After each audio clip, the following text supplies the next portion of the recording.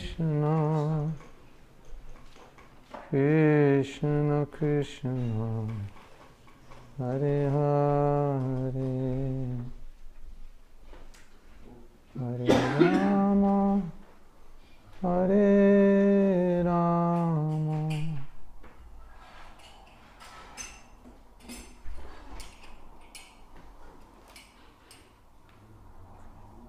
You play drum? Okay. Shri Radha Madhava Kunja Bihari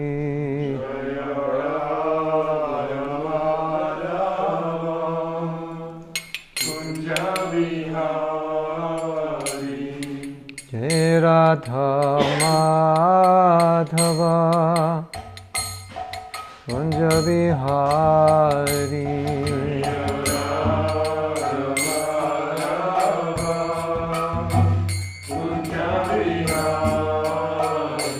Gopi Jana Vallabha Girivaradhari Gopi Jana Vallabha Girivaradhari Gopi Jana Vallabha Girivaradhari Gopi Jana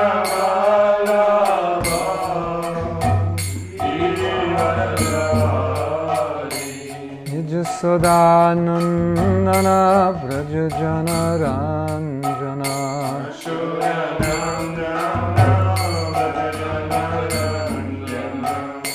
Jasodanandana Braja Jana Ranjana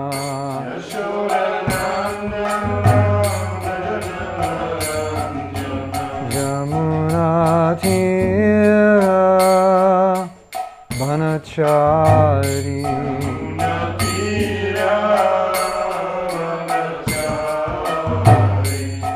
Jamuna Tira Vanachari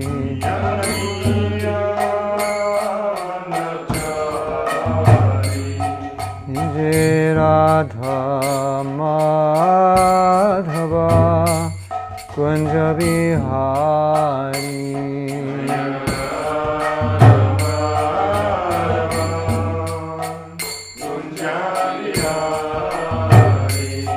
Gopi Jana Vallabha Girivaradhari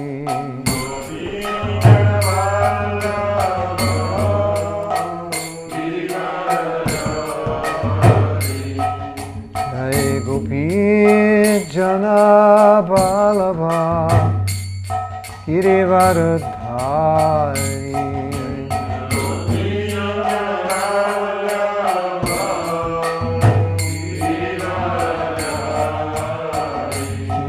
Sadanandana Raja Jana Ranjana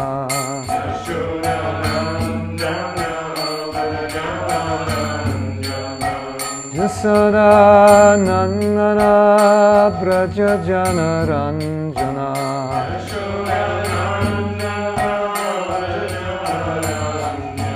Jamuna Tira Vanachari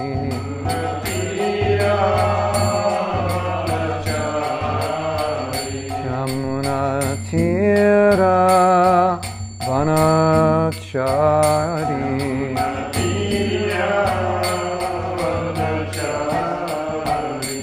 Jai Radha Madhava Kunja Bihari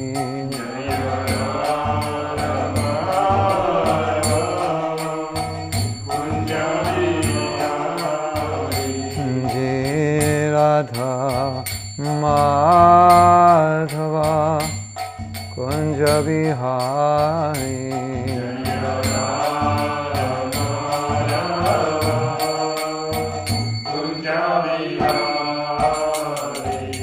Sri Radha Madhava ki jai.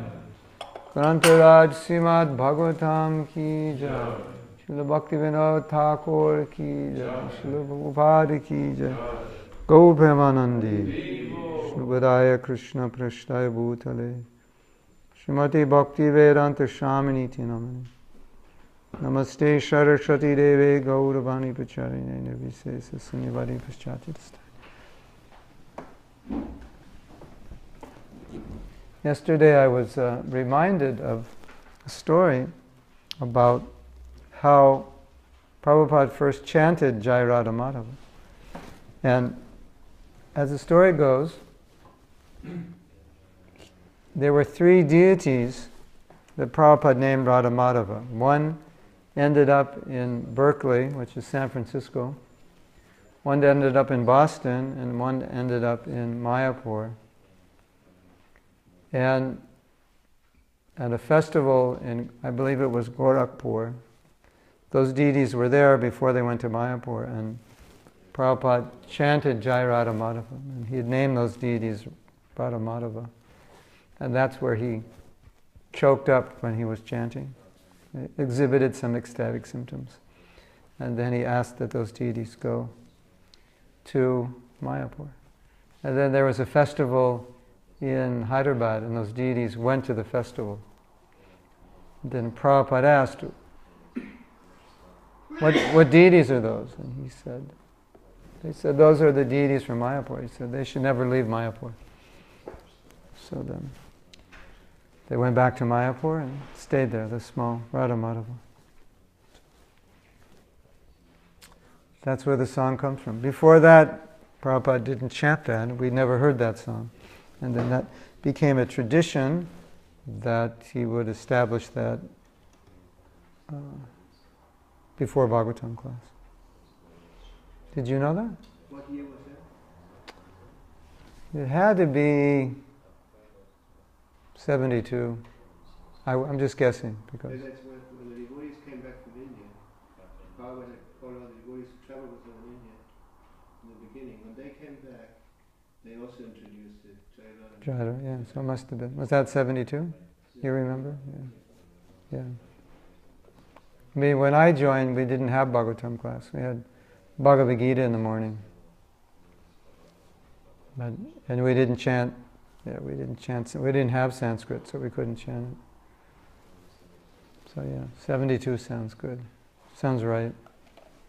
That's when they also started chanting Om Namo Bhagavate. Yeah. Oh Oh yeah. I don't know why. 'Cause I never heard Prabhupada do that. Anyway.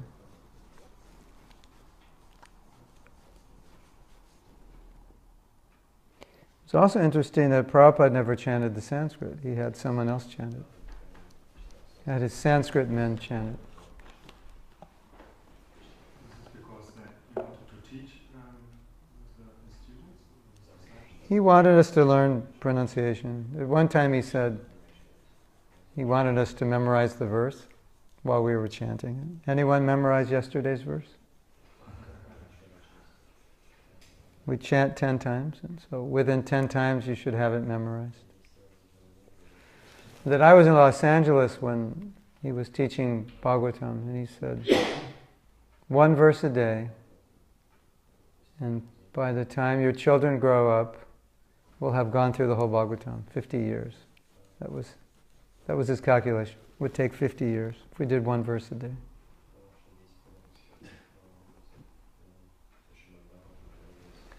Om Namo Bhagavate Vasudevaya. Om Namo Bhagavate Vasudevaya. Om Namo Bhagavate Vasudevaya. Om Namo Bhagavate Vasudevaya. Om Namo Bhagavate Vasudevaya. Om Namo Bhagavate Vasudevaya. We're now reading from the third canto, chapter 21, text 1. Vidura uvacha swayam bhuvasya. Is that the right verse? Yeah.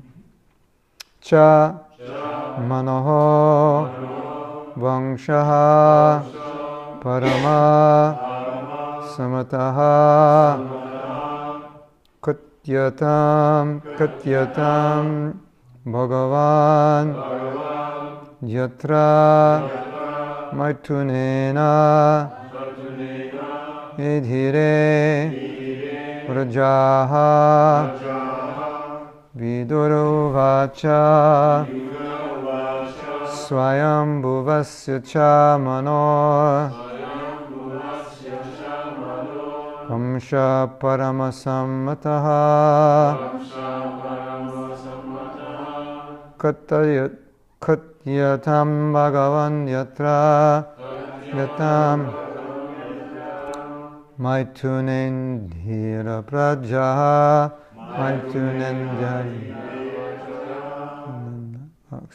Maithunendaidhira prajaha Maithunendaira Viduruvacha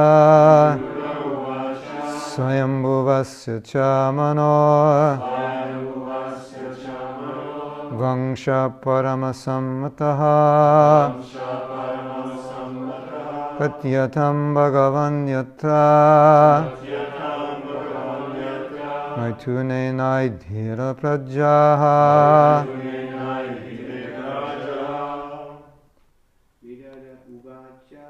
Viduruvacha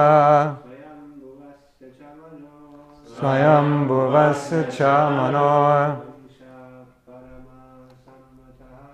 Vamsha paramasammataha Katyatam bhagavan yatra Maitunenaidhire prajaha Viduruvacha Swayambhuvasya cha mano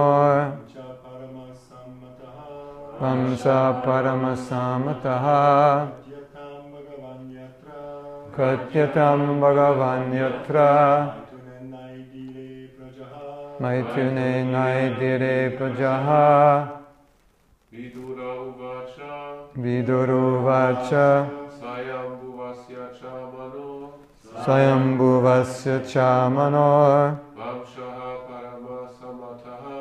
Vamsha paramasammataha Katyatam bhagavan yatra Maitunandhira prajaha. Ladies? Viduruvacha Swayambhuvasya cha mano Vamsa paramasammataha Katyatam bhagavan yatra Maitunenaidhira prajaha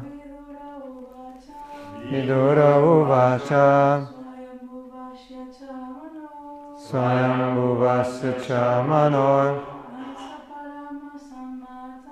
Vamsa paramasammataha Katyatam bhagavan yatra Maithunena prajaha.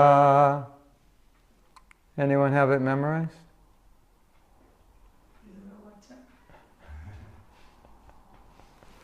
Word meanings. Viduruvacha. Vidura said. Swayambhuvasya. Of Swayambhuva. Cha. And. Manoho. Of Manu. Vangshaha. The dynasty. Parama. Most. Samataha. Esteemed. Katyatam. Kindly described. Bhagavan. O worshipful sage. Yatra. In which. Maitunena, through sexual intercourse. Edire, multiplied. Prajaha, the progeny. Vidura said, the line of Swayambhuva Manu was most esteemed. O worshipful sage, I beg you, give me an account of this race, whose progeny multiplied through sexual intercourse. So you have in your country a magazine about movie stars? Yes, of course. Yeah, so we have one in America. One of them is called People magazine. You have something like that? Yeah. Yeah. It's all about those who are prominent people. Yeah. So something similar. Of course, today prominent people are business people, politicians, business people, athletes, movie and rock stars. Those are the prominent people. And of course, in Vedic culture, those would be considered Kshatriyas and the others Shudras. So Kshatriyas are respected, but in Vedic culture you wouldn't have magazines about Shudras. People wouldn't be that interested in what they're doing. So here he's asking to hear about the line of these great kings. Just to hear their names, just to meditate on them is purifying. And Giriraj Swami, he told an interesting story once. He said in the early days of the movement, the devotees were taken to court for doing Sankirtan. And so there was one devotee, when he was brought to testify, he was very nervous. And then the judge asked him, or the prosecutor asked him, the names of all the devotees in the Sankirtan party that were arrested. So he began naming them. So as he was naming them one by one, he was becoming more inspired and gradually becoming fearless, because he was remembering the devotees and remembering their names. So you'll find this in Bhagavatam, sometimes lists of dynasties of great kings. And just to hear their names is very purifying. Purport. Regulated sex life to generate good population is worth accepting. Actually, Vidura was not interested in hearing the history of persons who merely engaged in sex life, but he was interested in the progeny of Swayambhuva Manu, because in that dynasty good devotee kings appeared who protected their subjects very carefully with spiritual knowledge. By hearing the history of their activities, therefore, one becomes more enlightened. An important word used in this connection is parama samataha, which indicates that the progeny created by Swayambhuva Manu and his sons was approved by great authorities. In other words, sex life for creating exemplary population is acceptable to all sages and authorities of Vedic scripture.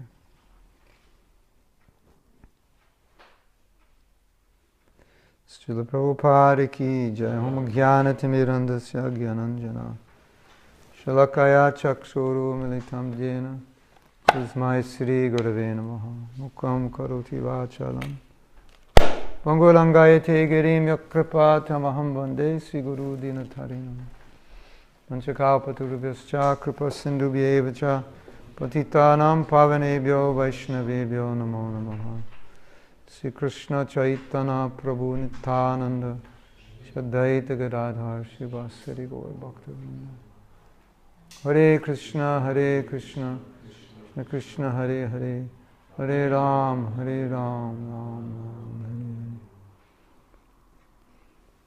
Hare. We have this concept of role models, that you idolize someone whom you want to become like. For some it's sports stars. or business people, whoever it is. So Bhagavatam is full of stories of great personalities, and great personalities are inspirations for us.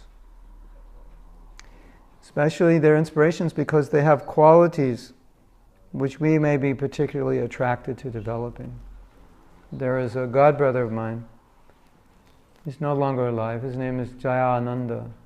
Jayananda exemplified humility to a very extreme degree, unnatural.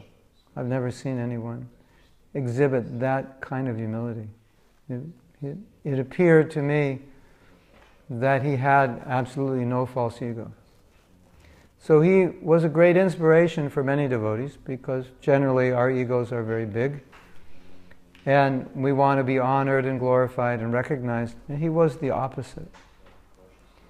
And so many devotees found that his example was so powerful that in his association and after he left, just thinking about him, you become purified of your own false ego.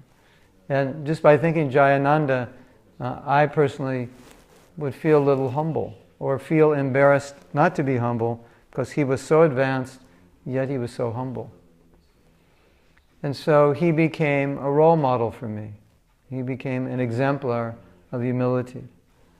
I can think of many godbrothers I had who each exemplified a particular quality that I felt lacking or I felt that I needed to further develop. And by meditating on them, remembering their activities, I'd become inspired to develop that quality. Some of my godbrothers, I feel as Prabhupada said, devotees are gentlemen, ladies and gentlemen, and some godbrothers, they exemplify this quality of being perfect gentlemen. They understand Vaishnava etiquette. They're always kind, respectful. They speak nicely. Sometimes we don't always speak nicely, so they're exemplars of devotees who will never criticize, will never say an unkind word or never mistreat anyone. So when I think of them, it helps me. That in this way, I have so many devotees, that each one, they have some outstanding quality. And they can become mentors for us. Even the devotee, you may see a devotee who's younger than you, he can be a mentor for you. So he has this certain quality that inspires me. So Bhagavatam is like that. It's full of the lives of devotees, each who have outstanding qualities, and generally one quality that stands out amongst others. And they become inspirations for us. Prabhupada said, as you may have heard, Prabhupada said, we don't try to imitate them, and we try to follow in their footsteps. Sometimes when devotees will hear of these exalted qualities, they'll think that I could never develop those qualities. And maybe it's true that you could never develop to that degree. But to follow in the footsteps means here's an example. You become inspired by it. It doesn't mean you have to be like Thakur Haridas, and when someone canes you in the back, you think, well, I should be like Thakur Haridas, so I should pray for them, because that's what Thakur Haridas did. He prayed for the people who were caning him. You can't imitate that. That's not ordinary. But the principle, somebody's unkind to me, what's the principle? I pray for them. I don't attack them. Isn't it? Isn't that the principle? So, in Vidura's request to hear about the exalted line of Swayambhuva Manu, he wants to become purified by meditating on these great kings. These are all exalted personalities, sons of great kings, and their wives are exalted personalities. Their children are all exalted personalities. So, Prabhupada makes the point here that he's not, what does he say? Vidura's saying, I want to hear about this race, this descendants of Swayambhuva. And then he mentions that it is a line that multiplied through sexual intercourse, and when Brahma created, he didn't create through sexual intercourse. You may remember, he created just through his mind. He developed a mentality, and then he would create from his body. So he's mentioning here sexual intercourse, as far as I understand, to distinguish the way Brahma created. And these were created, so-called, in an ordinary way, more ordinary than Brahma. So he makes that point to distinguish that they were exalted personalities created in an ordinary way. And then Prabhupada makes the point that that's actually the purpose of sex is to create exalted personalities. Prabhupada says here, sex life for creating exemplary population is acceptable to all sages and authorities.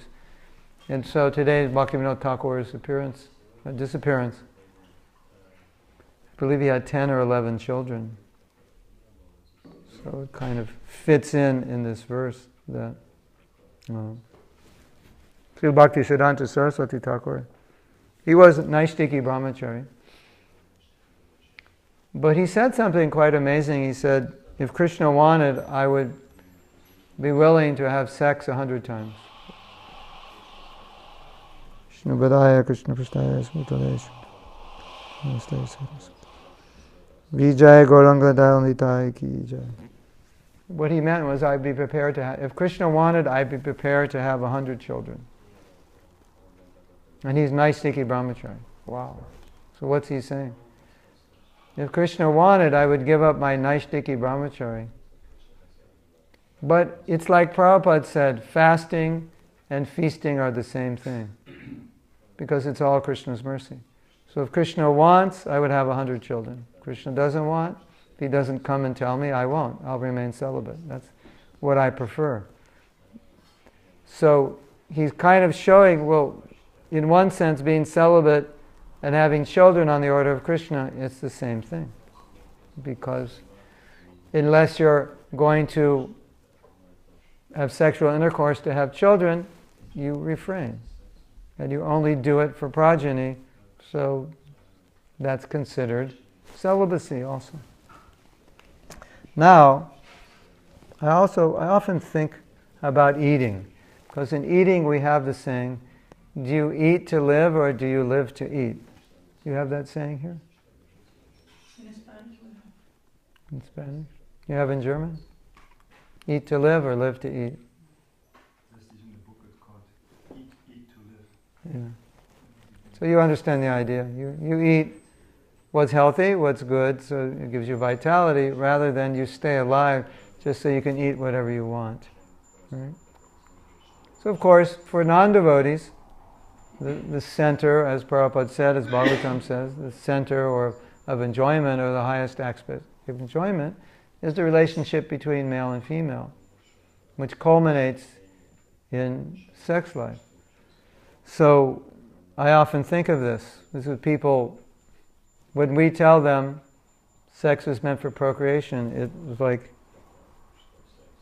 it either confuses them or makes them really upset. Have you noticed that? They don't like hearing that, because that's like telling someone your religion is wrong. That's the same reaction you get when you tell someone sex is for procreation. It's exactly like you tell someone your religion is of the devil. It's wrong. It's very upsetting to them. So I always think of that example. It's like, what is the function of eating? To get nutrients into your body. That's the function, right? Isn't it? You don't just eat chocolate morning, noon, and evening. You have to eat other things. And what's the function of eating chocolate or candy? It's just to satisfy the tongue. That's the only function. It's not good for you. You take some candy, it's just sugar, right? Or chocolate, there's a lot of sugar. Because it's so bitter, you have to fill it up with sugar. So I think the analogy is appropriate. And so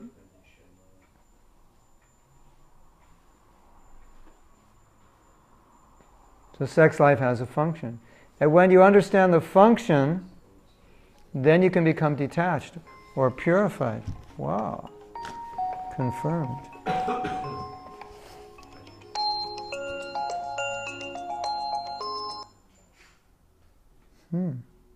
Krishna.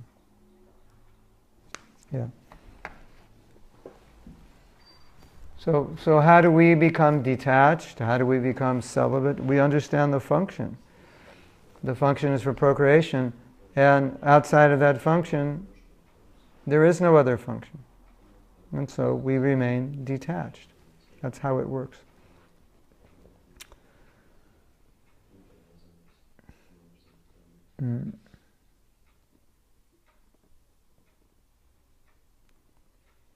So Srila Bhaktisiddhanta, as we said, he said, I have 100 children. And when Prabhupada was asked how many, he said 2 was enough. They asked him, he said, because it requires a lot of work, so he said 2 is fine, 2 is sufficient. Maybe in your country, where are you from? From Venezuela. Yeah, Venezuela. Maybe in your country, 3 or 4 is normal. Yes, in Latin America maybe it's more normal, bigger families.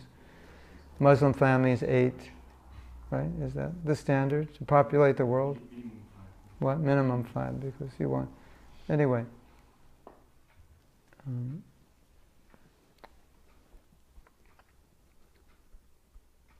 Yes. And then Prabhupada told us the purpose of having children is to raise children to be pure devotees. And then he told us, he told to us in the beginning, your children's children, they'll be pure devotees. And then one of my godbrothers said, the Prabhupada said, your children's children will have mystic power. They will be special. So that's the purpose, to raise pure devotees. And so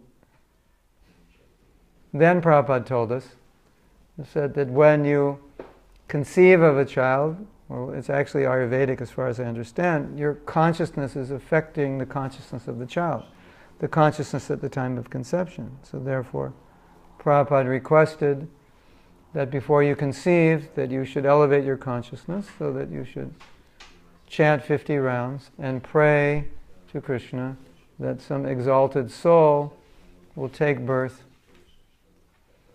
in the womb, and that exalted soul can do great service to the world. That was the consciousness, which is obviously much different than the consciousness of most people when they have intercourse, isn't it? So when you understand that consciousness, that's its function, that's how you do it, you become very detached from the very thing that everyone's attached to. And that's the big obstacle we read yesterday. Was it yesterday, the Prabhupada's quote about the big obstacle? He said, this is the big obstacle, and this is what keeps us in the material world. So, the point I'm making is that when you understand its function, then you remove the glamour of it and the attachment of it, and then you utilize it properly for when it's meant to be utilized, or you don't utilize it. If you're single, you decide to be single, then you don't utilize it. It's very simple. Well, it's simple to understand, maybe not so simple to execute, but anyway, that was Prabhupada's idea. So, now we come to Srila Bhaktivinoda Thakur, who had many, many children. And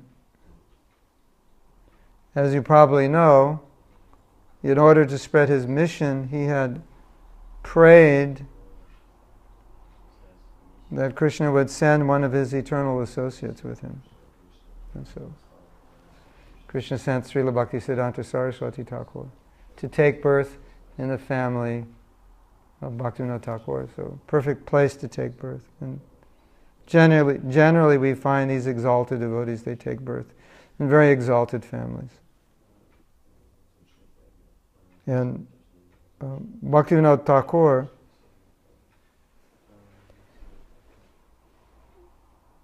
his mission was to reestablish the respect for Vaishnavism. Vaishnavism had fallen into disrespect. A lot of the pure teachings had been lost. And it's so interesting that it had fallen in the hands of people who had degraded it. So the very thing we're talking about here, sexual control, then in many aspects of so-called Vaishnavism, it was just the opposite. The so-called sadhus, in the name of spirituality, had, for lack of a better word, prostitutes, girlfriends. And they were using their position to exploit innocent women in the name of spiritual purity. And Bhaktivinoda Thakur was trying to establish the purity of Vaishnavism and expose these people. And again, create honor for Vaishnavism, because people no longer took it seriously. And so he did that by writing many, many books. And I don't know if you've ever tried to write a book, but it's really difficult. You need time, you need concentration, you need to write, you need editors, publishers, and it's easier if you're not married, because if you're not married, any time you want, more or less, you can arrange to just go somewhere and hide, as long as you need to hide, to write your book. But when you're married, you can't just go anywhere and hide, because you have a family. And if you hide, your family will find you. So why are you hiding? What are you doing? And so somehow or other in that situation, he had, and having a job to maintain his 10 or 11 children, he managed to write within his career, I think, 100 books, which is inconceivable, considering also that his career didn't start early on. His career of writing, it came later. So obviously he was an empowered Vaishnava. And I'll tell you a funny story about his position. And this happened when Srila Bhaktisiddhanta Saraswati Thakur was 7 years old. At that time, Bhaktivinoda Thakur, he was preaching Vaishnavism. He had taken up Vaishnavism wholly and solely, and he was expanding it. But he wasn't initiated. And a lot of people were saying, what right do you have to preach? You're not even in the disciplic succession. So in one sense, that was an invalid argument for such an exalted person. In another sense, externally, that was a valid argument. What disciplic succession are you representing? You have to represent the disciplic succession. So then he decided, all right, I should take initiation. And at that time, in that area, there was one Vaishnava named Bipin Bihari Goswami, who was considered caste Goswami, as far as I understand. And he took initiation from him. And Srila Bhaktisiddhanta Saraswati Thakur did not find that Bipin Bihari Goswami was a Vaishnava of as an exalted nature as his father. But anyway, Bhaktivinoda Thakur had to take initiation to further his mood, to be respected as a Vaishnava, so he did it.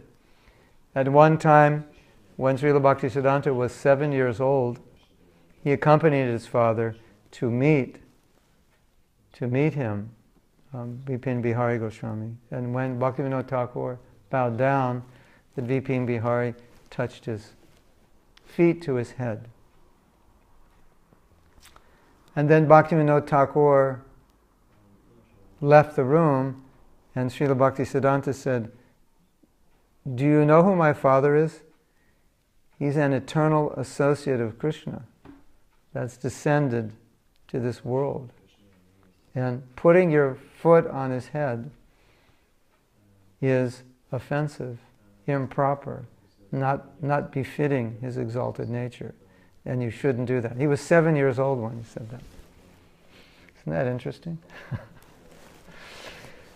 he was very, very heavy with him, but he made the point that Bhaktivinoda Thakur is an eternal associate of Krishna. So basically saying he doesn't have to be initiated by you, but as a formality he's doing it. And you don't understand. So even Bhakti Siddhanta Saraswati at the age of 7, he understood Bhaktivinoda Thakur's position as this exalted personality.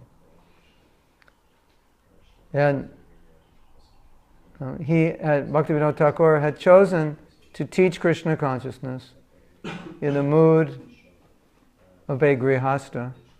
And as a grihasta, he set an amazing example. But again, his example of writing, that was there to establish the authority of Vaishnavism, the value of it, the respectability of it. So that was his great contribution. Or one of them. And then he started the Namhata program, and he used to go personally preaching all throughout India. In fact, he was working for the British government, and he had achieved the highest position you could possibly achieve for an Indian in the British government. And then, when he was well situated as a magistrate, in different places he was a magistrate, he took a 2-year leave, and then during that 2 years, he established his Namhata. He traveled widely and preached during that time. So that was nice. And then the British government had so much faith in him. Then when this rascal, Bishikashena, who was advertising himself as Mahavishnu, creating fire from his body and convincing men to give him their wives for his Ras Leela. Anytime anyone says, give me your wife for Ras Leela, you should understand something's wrong. Don't give them your wife. So he was advertising himself as Mahavishnu, and he had 2 associates, Brahma and Shiva. But he did have mystic power, so if you have mystic power, it's very easy to bewilder uneducated people. It's actually sometimes easy even to bewilder educated people, because we saw in the case of Satya Sai Baba that many educated people were bewildered by him. Even when there was evidence of his activities not being sadhu-like, still, people, because of his mystic power, people were somewhat confused, and they still adhered to him. Anyway, this Bishikashena was becoming a disturbance, and the British government wanted to do something. But because he had mystic power, and because he was very powerful, they were actually afraid to deal with him. And so they chose Bhaktivinoda Thakur and said, you're the one to deal with him. Isn't that interesting? They themselves were afraid to deal with him. So they chose him. He said, you have to deal with him. Yeah. When Bhaktivinoda Thakur met him, he did some mystic tricks, thinking that he could influence Bhaktivinoda Thakur. And he said, I am Mahavishnu.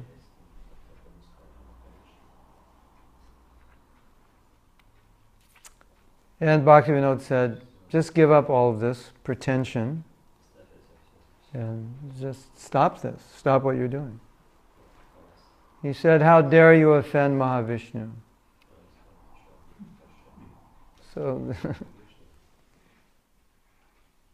So he gave him some warning that you give this up, otherwise you'll be arrested. And so he's saying, no, you cannot stop me, I'm Mahavishnu, like this. So he did his tricks, and eventually Bhaktivinoda Thakur arrested him on the plea of something to the degree of creating disruption and disturbing the peace and so forth. And then because of his mystic power, his daughter and wife became deathly sick. It appeared that they could die. And Bhaktivinoda Thakur knew that it was the power of this yogi. And the yogi threatened him. He said, if you arrest me, You have not seen anything yet. You will see the full manifestation of my power. And so he exhibited his power, and that he was able to get them sick. And so they're very sick. And then the court case went on for 18 days. Isn't that amazing? So he's a magistrate, so he was taking him to court. He was making the judgment. On the last day of the court case, Vishikasena used his mystic power against Bhaktivinoda Thakur, and Bhaktivinoda Thakur was also deathly sick. Anyway, he found him guilty and sentenced him to 18 months in prison. And as the custom, when someone goes to prison, they cut their hair. And this Vishikasena had been fasting. He hadn't eaten for I don't know how long, months perhaps, during this whole trial. At least during the trial, he hadn't been eating. And so it's understood that yogis, when they develop mystic power, the power is in their hair. I don't understand how, but the power goes in their hair. And so, as the custom, they shaved his head. And when they shaved his head, because he'd been fasting, and his body was weak, but he was maintained by his mystic power, he just fell over. Immediately, he just fell over. So all his mystic power was taken now. And then Bhaktivinoda and his family, they regained their health. And he was in prison for 3 months. And after 3 months, Mahavishnu took some poison and killed himself. So-called Mahavishnu. So it was interesting that from this story, we see that Bhaktivinoda Thakur was there are two things we see. He was fearless, and also he was, like Vishnu, representing Vishnu, establishing Dharma. That was his, he was establishing the Siddhanta, what is correct, through all the corruption that was going on in India and through the different Vaishnava sects that had corrupted Vaishnavism. He was a beacon of light to establish Siddhanta. And then, as you know, later on he moved to Jagannath Puri. He became the magistrate there. And the reason that now there are 52 offerings is because I think it was the king of Puri at that time. He was very wealthy. And of course, collecting money being given to the king from the public, and he was misspending the money. He was squandering the money for sense gratification. So Bhaktivinoda Thakur ordered him that you must do 52 offerings a day, because he couldn't squander money because he had to pay for the offerings. So, he's living a lavish life. Now he has no money to live a lavish life because he has to spend all his money on 52 offerings a day. So he didn't like that. So anyway, that was where that system came. 52 offerings a day. So basically what does that come out to? Like every 20 minutes. Basically you're just doing one offering, taking it off, doing another offering, taking it off. If you do every 20 minutes, no, it has to be more than that. Well, if you do 3 offerings an hour, so to do 52, you need what? 14 hours? You need 14 hours. 14 hours, so yeah. So basically 14, 15 hours. So. And this king, he was very upset, and he did a sacrifice to kill Bhaktivinoda Thakur. Some tantra with the idea to kill him because of what he had done.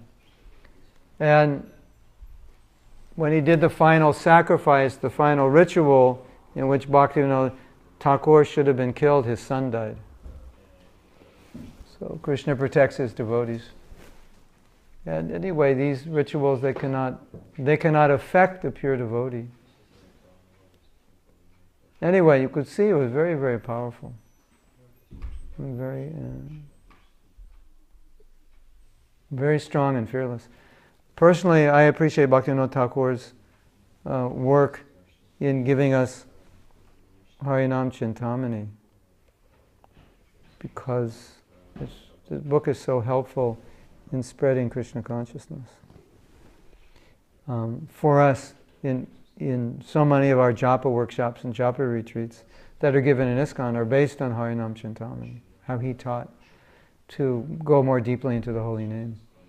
So Harinam Chintamani is very practical. So he wrote philosophical books establishing Siddhanta, but he also established the practicalities of how to execute bhajan and how to chant purely, and further clarifying the 10 offenses and the mood in which we should chant. So we can stop here and see if there are any comments, questions, additions, corrections, disagreements, arguments. Yes? Sorry, a little detail. When Bhaktivinoda Thakur approached this, what was the name of the... Vishikrishena? Yeah. He said, "You're such a great personality, you should live in Puri." Yes, yes. And he said, "Why?" And he said, "Because the Lord is there, in Yeah. the form of Jagan." And then he answered, "Watch, this is just wood," or something like that, a wooden door or something like that. And by that, immediately Bhaktivinoda Thakur identified him as a imposter. Right? Yeah. Yeah. And didn't he say, why should I worship him? I'm Vishnu. Yeah. That's when he arrested him. Yeah. He couldn't take it any more than that. That's true, yeah. Yes? Do you know some details about the relationship between Bhaktivinoda Thakur and Bipin Bihari? And also about the initiation he got, Siddha Pranali by Bipin Bihari, but later on how it came that the relationship broke, especially when Bhaktivinoda Thakur wanted to find out the birthplace of Chaitanya Mahaprabhu, like his historical details, you know some? I don't know so many details, but we know, as I said, that at that time that was who was able to give him initiation. But when he had the association of Jagannath Das Babaji, then he accepted him as his spiritual master. And for many years, as young devotees in ISKCON, we never heard of Vipin Bihari Goswami. We always assumed that there was a diksha from Jagannath Das Babaji, and later on we found no. But it was Jagannath Das Babaji that he accepted as his guru, and when he was trying to establish the place of Lord Chaitanya's birth, then that's who was his authority. But we understand also, because he's an exemplary Vaishnava, he always showed respect to Vipin Bihari, at least externally. Well, this is my Diksha Guru.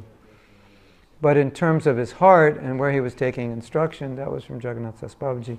As far as Siddha Pranali, I don't know. You know something about it? But I know that Bhaktisiddhanta Saraswati rejected the guru of his father. Yeah. Were critical.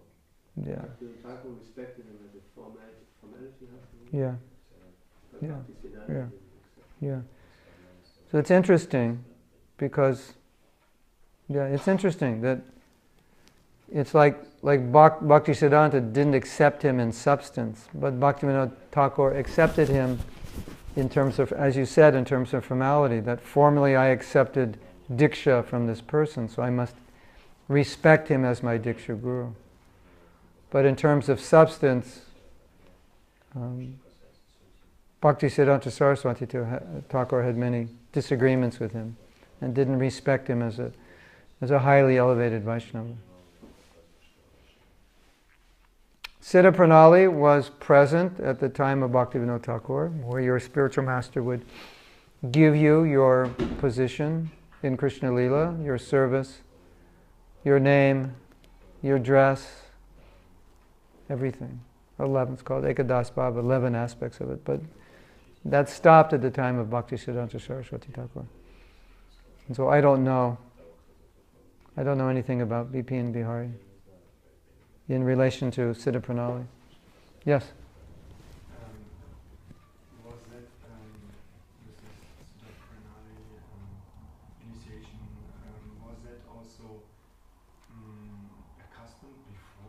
Yeah. Also, I mean, before. Before the Goswamis? Yeah. I'm not sure. So a lot of things that Mahaprabhu brought. The teachings of Raganuga Bhakti became prominent through the Goswamis. I mean, it's there a little bit before, but not. It's basically not wasn't propagated widely. If I had to answer true or false, I would say true on a test, but I can't give you exact information. But these kinds of things came out more so after the time of Mahaprabhu, when he was revealing Krishna consciousness in the mood of the gopis.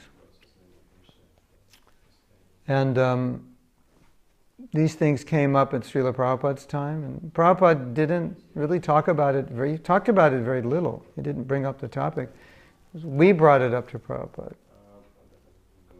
And then Prabhupada was very cautious with us. Very, very cautious. And he was very cautious about devotees spending time in Radhakund because he felt that they would get polluted by this idea, or contaminated, or misunderstand. And so he just didn't say much. One time he was asked about it, and he said, "When you're ready, I'll reveal it to you. I'll reveal your relationship."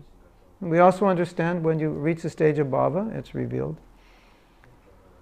The holy name can reveal it. And Prabhupada it's interesting, Prabhupada didn't talk a lot about these things.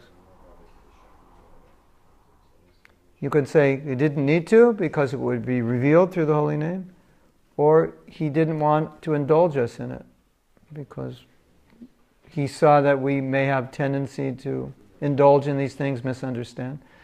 And when it was finally indulged in by some of the devotees, he stopped it. And he commented and he said that this would destroy the preaching. That if the devotees became absorbed in trying to realize prematurely their position, they would engage in activities which were beyond them. They would fall down.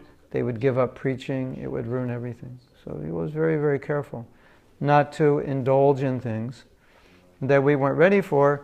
And so we understood that as we're ready, Krishna will reveal it to us. Or through a devotee, it'll be revealed to us, or through Prabhupada, through the heart. And we had faith that if we spread Krishna consciousness, that whatever we need would come, because that's what Prabhupada told us. Yes? So that means that Srila Bhaktisiddhanta Maharaj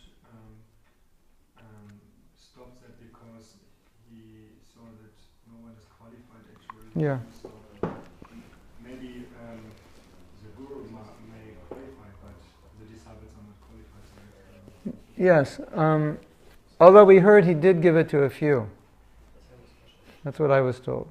But as far as a general principle, that he stopped that. Yeah, the lack of qualification.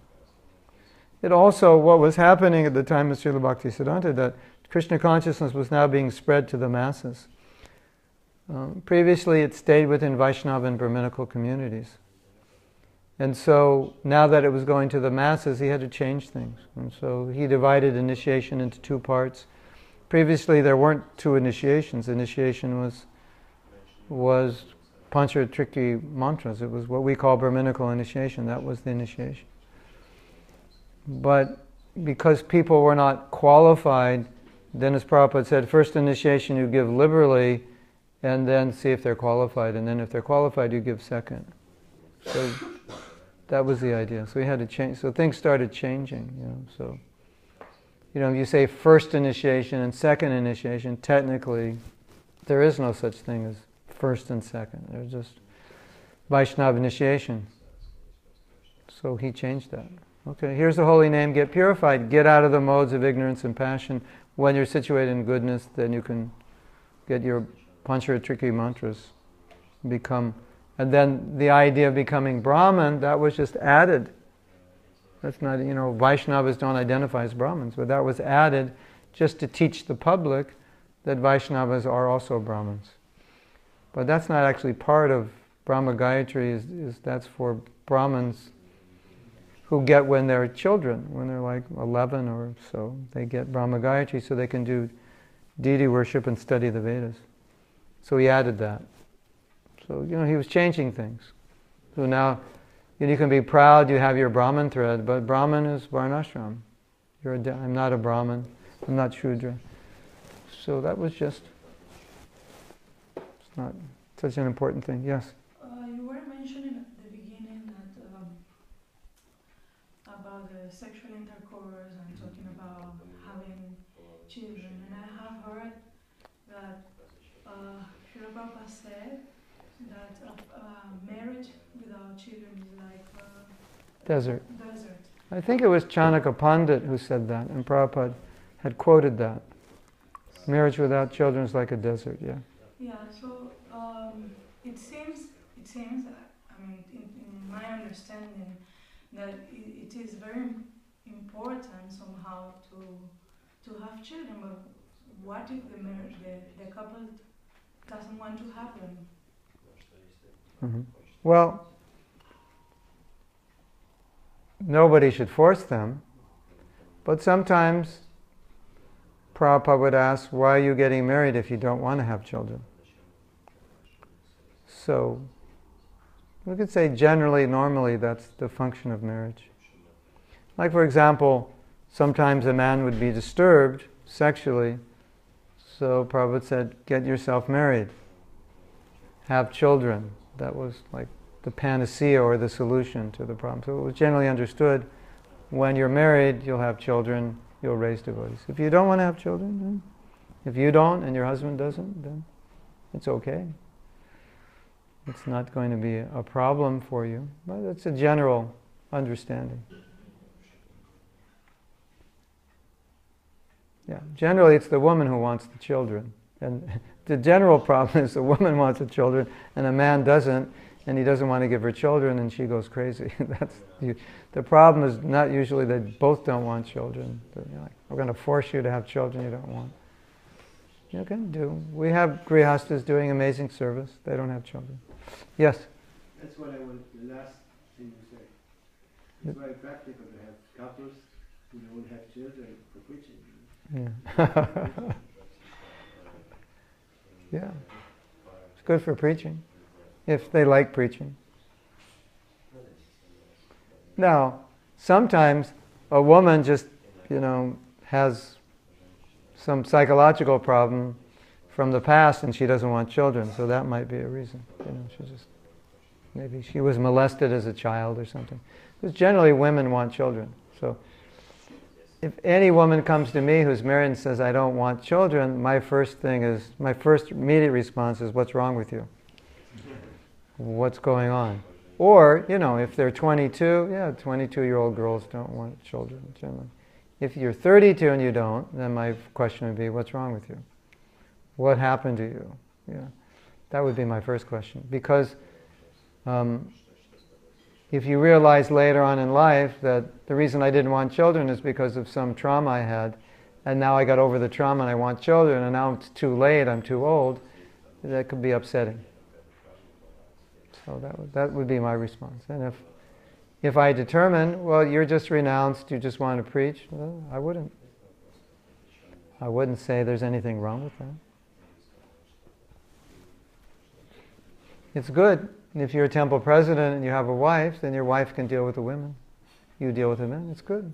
It's easier. In the West, most of our congregation, they're grihastas. So if you're married, it's easier. You're a single man preaching to grihasta. You're not going to show the woman how to wear a sari. Here, come in the bedroom. I'll show you how to put on the sari. Although Prabhupada did that for Jadharani. He showed her how to do it. But generally, you have a wife, she does that, so it's easier. Yeah. So yeah, that's good.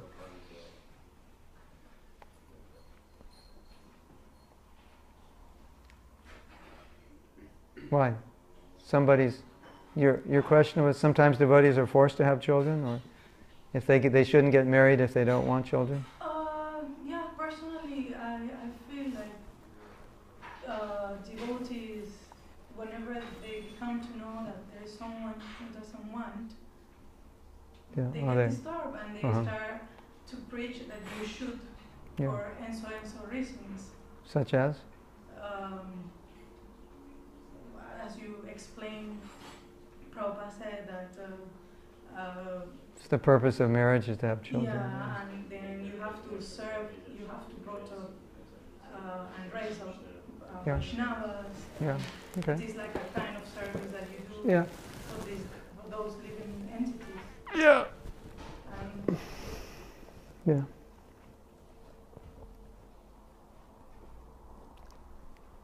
Well, devotees will say so many things. Anyway. If you have children and you don't want children, that's not really fair to the children, is it? Then the children are just botherations.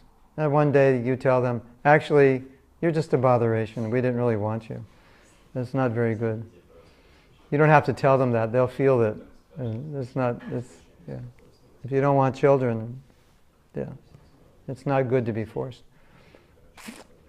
When my wife was, let's see, how old was she?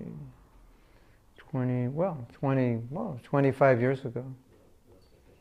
So she was in her late 20s, I think. And she didn't want, or early 30s, she didn't want children. And so many Prabhupada disciples, she went to Vrindavan and they said, why don't you have children? You should have children. They all told her, every one of them. And then she came back and said, we're having children. I was like, oh, okay. Before that, she wasn't interested. So I don't know what they told her, but somehow they convinced her that your desire not to have children was not, at least for her, was not good.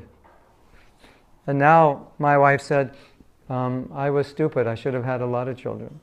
I didn't know. If I would have known, I would have had more children.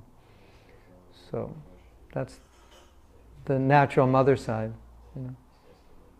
So that's how she feels. That Grihastha life is for children. The more you have, the better. I didn't exactly feel that way, but she feels that way. So, to each his own. pardon? There's a saying, to each his own. What works for you may not work for someone else. What is food for one is poison for another. Yeah. Maybe the GBC will pass a resolution someday. Every grihastha have 5 children. And that way we'll keep up with the Muslims. I don't think that resolution would be accepted. You know, Prabhupada's point was that our life is meant for simplicity, renunciation, so we always want to keep things simple. Yeah. Yes? It's depending on the GBT members' background. When there was previously Muslim background, then maybe makes that resolution. Yeah, we did have one. We did have one Muslim, Maitreya Rishi, but he didn't pass that resolution. Okay. Anything else? Yeah. Yes.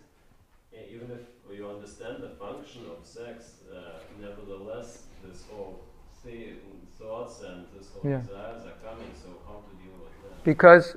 Because my point was, our samskar, our impression, is the wrong function.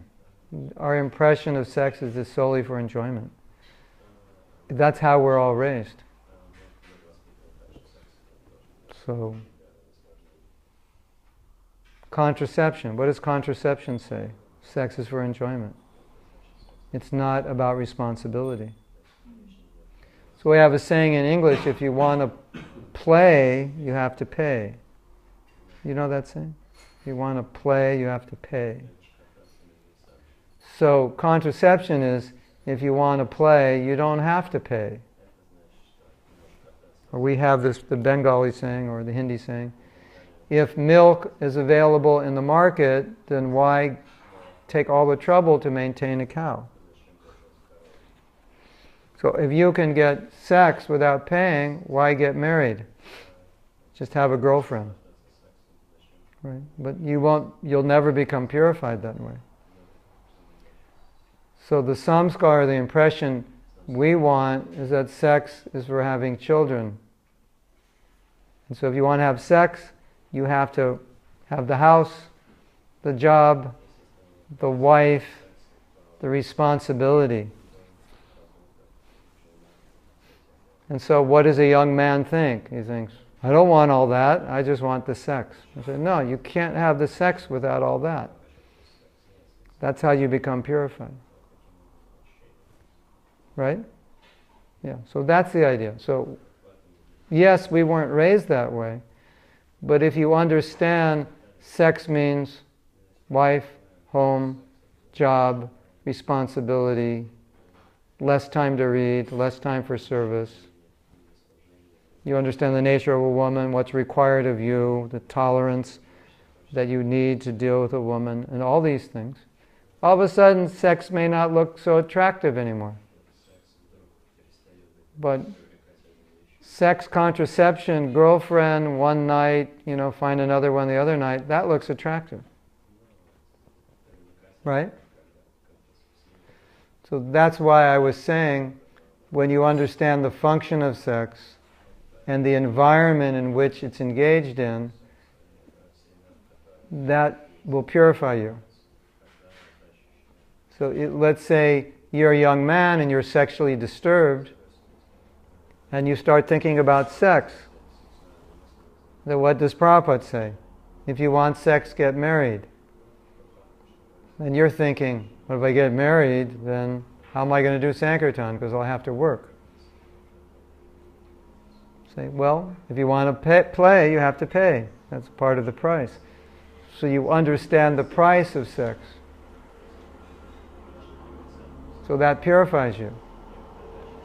And when you understand the price, then you realize it's not so much fun. Because for that little pleasure, now I'm going to be working for 25 years.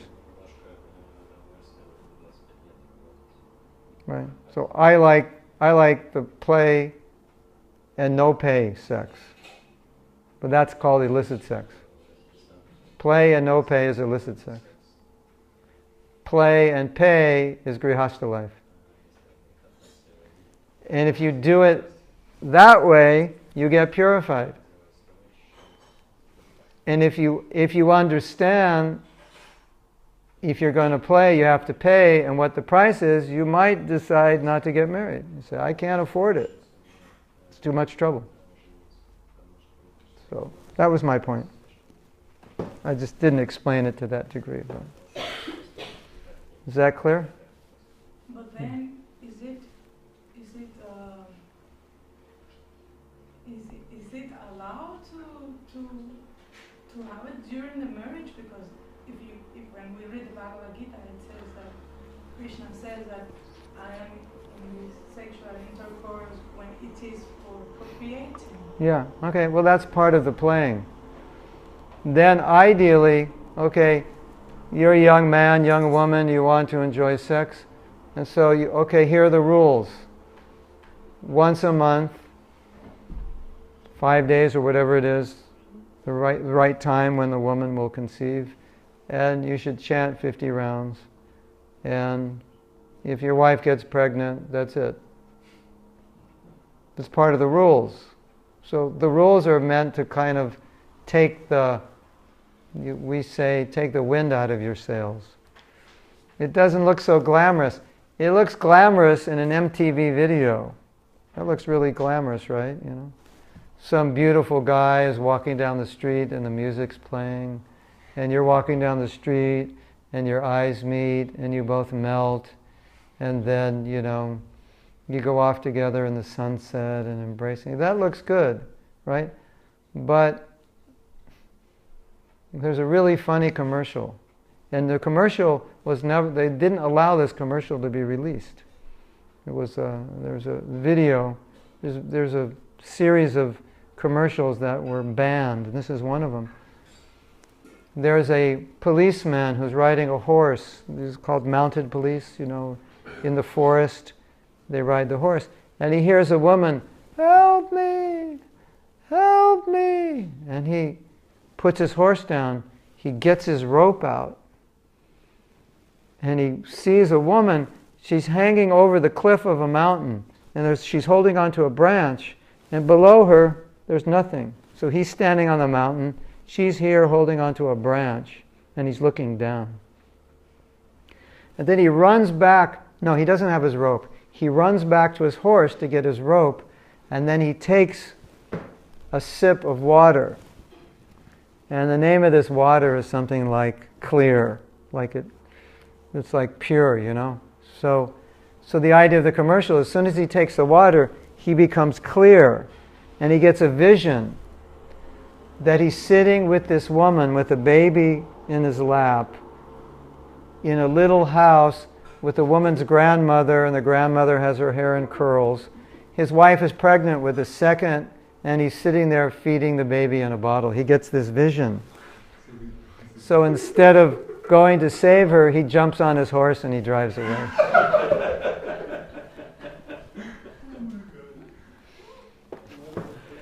It was a banned commercial. They wouldn't allow it, to show it. But so that doesn't happen in the MTV video, but that happens in the Bhagavatam. In your MTV video, he saves her, they embrace, they enjoy forever. It's like, they've gone to heaven and enjoy forever. But in reality, the reality is he's going to be feeding a baby and working hard and dealing with his mother-in-law and, her brother and all these things. So we're meant to think of sex within that connotation, but material society is giving us illicit sex. So you play, and you don't pay, and so you just keep playing and playing, and the desire never goes away. And so when you pay the price, you get purified. So either stay pure and don't do it, or do it and pay the price and get purified that way. But if you just play, you never get purified. If you don't pay, you don't get purified.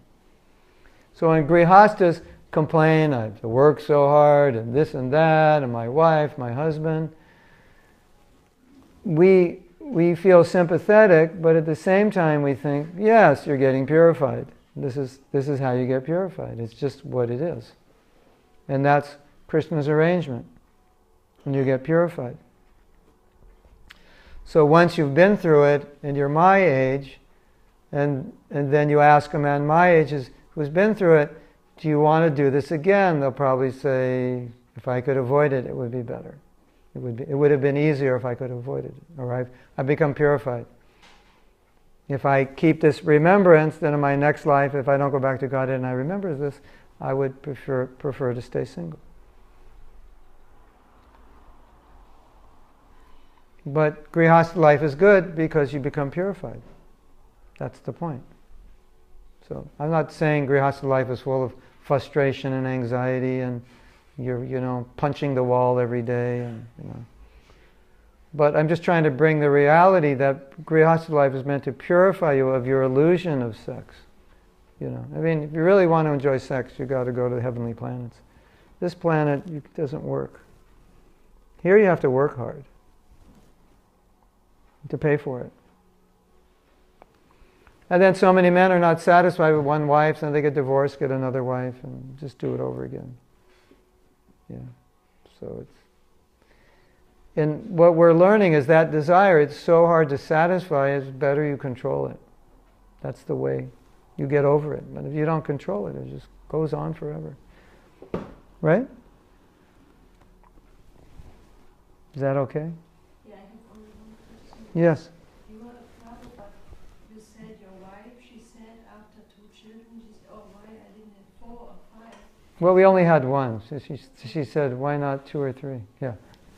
My question was because when I was in the age of getting children and one work, and the devotees as well always said, yeah, but then you have to come next life again just to get children because you have this womanly body, you get a child.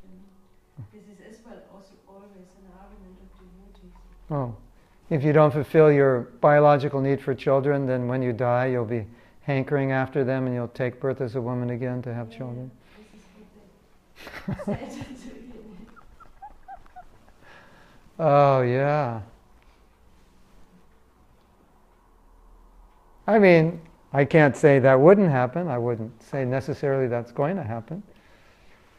But it's not, I never heard Prabhupada say that. Prabhupada was fine, you know. You have children, you don't have children, you remain brahmacharini. He was, whatever works to make you Krishna conscious, that's fine. That was Prabhupada's move. Okay, we stop now? Okay. Thank you very much. Srila Prabhupada ki jai, Gol Premanandi Hari.